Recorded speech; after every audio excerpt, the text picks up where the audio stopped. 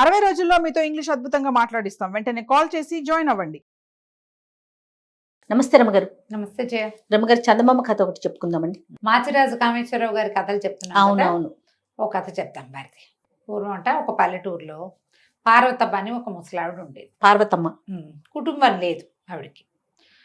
ఏదో కొంచెం చెయ్యి అవుడో ఏదో కూడా పాపం ఈ అంగవైకల్యంతో పని చేసుకుని బతకలేక భిక్షాటం చేసి పొట్ట పోసుకునేది పెద్ద ఆవిడ. అయితే ఈ భిక్షాటం చేసుకునే క్రమంలో ఆవిడకి ఒక 5-6 సంవత్సరాల పిల్లవాడు ఒకడు దొరికాడు, అనాథుడు. ఎవ్వరు లేరు పాపం వాడికి. ఆ పిల్లాడి పేరు అనంతుడు. ఆ అనంతుడిని చేరదీసింది, తనతో పాటు తిప్పుకునేది. పిల్లవాడి పాపం చదువుకుంటాడని వాడిని స్కూల్లో చేర్చి పాఠశాలకు పంపించి తను భిక్షాటంతో పిల్లవాడిని పెంచి పెద్దవాడిని చేసింది. ఏదో 10 పైసలు దాచుకుని వాడికి తిండి తిప్పలు చూసి తను తెచ్చిన తిండి వాడికి పెట్టి వాడికి ముందు పెట్టి వాడి పొట్ట చూసి పిల్లవాడిని పెంచింది. కొంచెం పెద్ద క్లాసులకి చదువుకొచ్చాక వీడు తెలివిగలవాడు, చక్కగా చదువుతున్నాడని బళ్ళు అయ్యగారులు వాళ్ళు వీళ్ళు వాడిని పై చదువులకు కూడా చదవాయిచ్చారు. మెల్లిగా పెద్ద చదువులు అయ్యాక వాడికి చక్కటి ఉద్యోగం వచ్చింది, ప్రభుత్వ ఉద్యోగం. వచ్చేసరికల్లా వాడన్నాడు, అవ్వా నువ్వు ఇంకా ఈ రోడ్ల మీదకి వెళ్ళబోక, పెద్దదాని అయిపోయా, ఓపిక కూడా లేదు, హాయిగా ఇంట్లో ఉండు, మంచి ఉద్యోగం వచ్చింది అని చెప్పి ఆవిడని ఇంట్లోనే ఉంచుకున్నాడు. అవ్వ మనవడు కలిసే ఉండేవాళ్ళు. వీడికి చక్కటి ఉద్యోగం వచ్చింది కదా, చుట్టుపక్కల వాళ్ళంతా మానవుడికి పెళ్లి చేయవా అనేవాళ్ళు. పెళ్లి సంబంధాలు వచ్చినాయి. ఈ పెళ్లి సంబంధాల్లో ఎట్లాగా ఈ అబ్బాయి ప్రభుత్వ ఉద్యోగం అవటం, చూడడానికి చక్కగా ఉన్నాడు, బుద్ధిమంతుడు, కష్టపడి చదువుకున్నాడు, ఈ లక్షణాలు చూసి ఎవరైనా పిల్లనిస్తారు. ఇక వాడి కులగోత్రాలు అడగకుండా. ఇప్పుడు కూడా అలా చేస్తారు కదా జయ. అయితే మంచి సంబంధాలే వచ్చినాయి. వస్తే పొరుగుళ్ళో ఉన్న ఒక ప్రభుత్వోద్యోగి కుమార్తెని ఈ అబ్బాయికి ఇచ్చి పెళ్లి చేశారు. ఆ పిల్ల పేరు అమల. తల్లికి, మా అవ్వకి మానవుడికి ఇద్దరికి నచ్చింది పిల్ల, చక్కటిది, బుద్ధిమంతురాలు, పని పాట చేస్తుంది. సరే పెళ్లి చేసుకున్నాడు. అతను రోజు ఉద్యోగానికి వెళ్ళిపోయేవాడు, ఆ పిల్ల ఇంట్లో ఉండేది. అయితే ఈ పిల్ల చక్కగా వంట తంటా చేసి పెట్టేది, కానీ దానికి వంటగా ఉండేది. ఈ బిచ్చగత్తకి నేను ఎందుకు వంట చేసి పెట్టాలి? ఆవిడ ఇంట్లో ఉండేది, పెద్దదైపోయింది, ఆ అన్నం ఆ వేళకు అన్నం పెట్టాలి, నేను చక్కగా రుచిగా వంట చేసి నా మొగుడికి పెట్టుకోవాలి, ఈ ముసలిదానికి నేను ఎందుకు పెట్టాలి, ఇవి బిచ్చగత్తె అని ఆవిడ మొహం గిట్టేది కాదు. ఏదో పిల్లి మీద ఎల్లి మీద పెట్టి తిట్టేది. అడుక్కు తిన్నప్పుడు వచ్చినట్టుగా ఇప్పుడు ఎటా వస్తాయి అలాంటివి కూడా ఏవో అనేది, నచ్చేది కాదు. అయితే ఆవిడ కూడా ఈ మాట్లాడకుండా ఊరుకునేది. భిక్షాటన చేసేటప్పుడు ఎవరైనా అదిలించటం అలవాటే ఆవిడకి. సర్లే కోడలు కొడుకుతోటి బాగానే ఉంటుంది, పిల్లాడితో బాగుంటుందిగా, ఊరుకునేది, చెప్పేది కాదు. అనంతుడికి తన భార్య ధోరణి అర్థం కాలేదు. చాన్నాళ్ళు రోజులు గడిచినాయి. తల్లులు చెప్పారనుకో, ఇంట్లో ఉన్న ఆడవాళ్ళు గొడవలు వస్తాయి, ఎందుకులేని ఆవిడ మాట్లాడకుండా ఊరుకునేది. క్రమంగా ఈ పార్వతమ్మకి ఏదో కొంచెం అనారోగ్యం వచ్చింది. అనారోగ్యం వస్తే పూర్వకాలం అయితే, ముందు రోజులైతే ఎట్లా పోయేదో, సంపాదించే పిల్లవాడు ఇంట్లో ఉంటే వెంటనే వైద్యం చేయించాలని చూస్తారు కదా, వాడేదో వైద్యానికి ఖర్చు పెట్టడం మొదలుపెట్టాడు. డాక్టర్ని తీసుకొచ్చేవాడు, ఆయన మందులు అంటే అవన్నీ ఇవన్నీ తెచ్చి అవ్వకాన్ని రంగరించి పోసేవాడు, శ్రమ పడేవాడు బాగా. ఈ అమ్మాయికి అమలకి మహామంటగా ఉండేది. వదిలేస్తే పోతుంది కదా దాని దారిన ఆవిడ, ఈ మోతబరు ఉండదు మనకి, ఈ లగేజ్ ఎందుకు, వైద్యానికి ఖర్చు పెడుతున్నాడని విసుక్కునేది. అయితే ఒకనాడు ఏమైంది, పెద్ద పండుగ దగ్గరకు వస్తుంది, ఏమండి నాకు పట్టు చీర కొని చాలా రోజులైంది, ఈ తెప్ప పట్టు చీర కొనాలంది. అనేసరికల్లా అతను అన్నాడు, చూస్తున్నావు కదా అవ్వ వైద్యానికి బోల్డ్ ఖర్చు అవుతుంది, ఇప్పుడు వద్దు పట్టు చీరలు అవి ఇప్పుడు ఏం వద్దు అనేసరికల్లా ఆవిడ ఏమంది, అమ్మాయి అమల నాకంటే బిచ్చగత్తే ఎక్కువ మీకు అంది. అనేసరికి కేకలేసాడు, ఏం మాట్లాడతావు అది ఏం మాటలు, అవన్నీ బిచ్చగత్తే అనద్దు, నువ్వు ఇట్లా మాట్లాడద్దు అనేసరికి అని లేచి వెళ్ళిపోయాడు. బయటికి వెళ్ళిపోతే ఈ పిల్లకి పిచ్చి కోపం వచ్చేసింది, తెగ తిట్టింది ఆవిడని.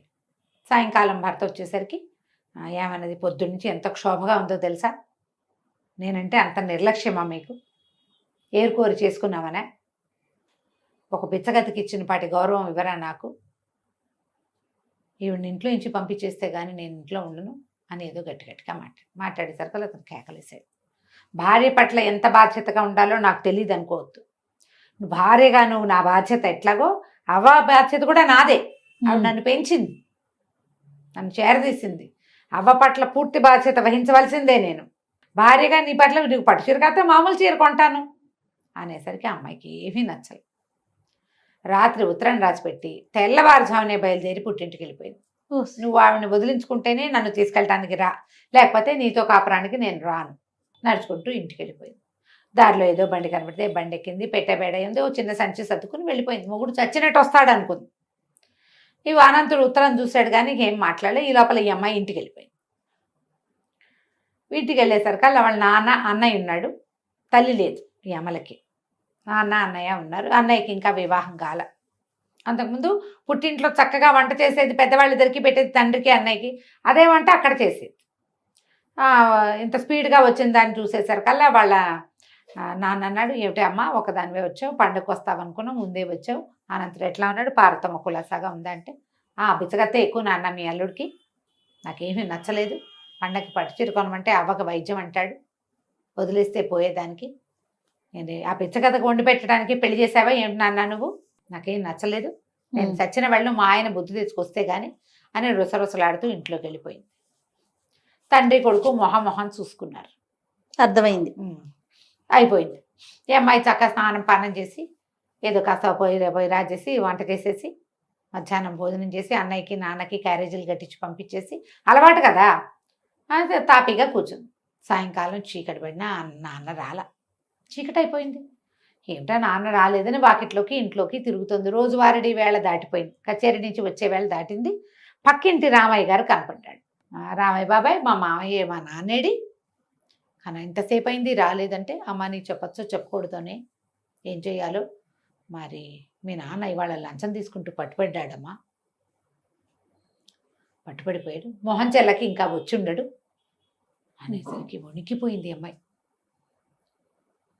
ఉద్యోగం పోతుంది మీ నాన్నకి అని చెప్పాడు. ఉద్యోగం పోయి లంచం తీసుకుంటూ పట్టుపడ్డమంటే ఎంత పరువు తక్కువ, ఇంట్లోకి బయటకి తిరుగుతోంది. అన్నయ్య రాలేదు, నాన్న రాలేదు, ఏం జరుగుతోందో తెలియదు.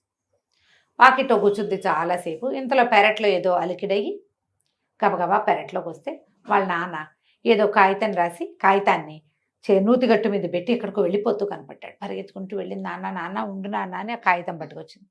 నేను ఎవరికి మొహం చూపించలేను, మరణించడానికి వెళ్ళిపోతున్నానని కాగితాల్లో ఉంటే ఈ అమ్మాయి తండ్రిని పట్టుకుని వాళ్ళ ఏడ్చింది. అయ్యో నాన్న, ఇంత పని చేస్తావా, ఏదో పొరపాటు అయ్యింది, ఇంత పని చేస్తే అంటే నమ్మ ఉద్యోగం పోతుంది అన్నాడు. పోతే అన్నయ్య లేడు, అన్నయ్యది బాధ్యత కాదు, అన్నయ్య ఉన్నాడు, అన్నయ్యకి ఉద్యోగం ఉంది, తండ్రిని చూడాల్సిన బాధ్యత లేదా అన్నయ్యకి? తండ్రిగా తన బాధ్యత, కొడుకుగా తన బాధ్యత నిర్వహించడా? వింటూ ఉండదు ముందుగానిలే నాన్న, పోతే పోయింది ఉద్యోగం, పోయినా సరే నీ కొడుకున్నాడు, కొడుకుదే కదా నీ బాధ్యత, మమ్మల్ని వదిలిపెట్టి ఇట్లా అన్యాయం చేయకు నాన్న అని కావలించుకుని ఏడ్చింది. అన్నయ్య లోపలికి వచ్చాడు. బాధ్యత సంగతి సరే, నాన్న చూడు ఇంత పని చేశాడు, లంచం తీసుకున్నాడు, పట్టుబడ్డాడు, పరువు పోయింది, అసహ్యం వేయట్లేదు నీకు నాన్నంటే అన్నాడు. అంటే అసహ్యం ఎట్లా వేస్తుంది, నాన్న వల్ల ఏదో పొరపాటు అయ్యింది, తండ్రిగా నా గౌరవం వీసం ఎత్తు తగ్గల, అమ్మ చనిపోతే మన ఇద్దరిని పెంచి పెద్ద చేశాడు, నాకు పెళ్లి చేశాడు, రేపు నీకు పెళ్లి చేయబోతాడు, ఇల్లు బాకిలి ఏర్పరిచాడు, ఇంకేంటి నాన్న ఏదో వల్ల ఏదో పొరపాటు అయింది, నాన్నని ఎందుకు అసహించుకుంటాం మనం అన్నది.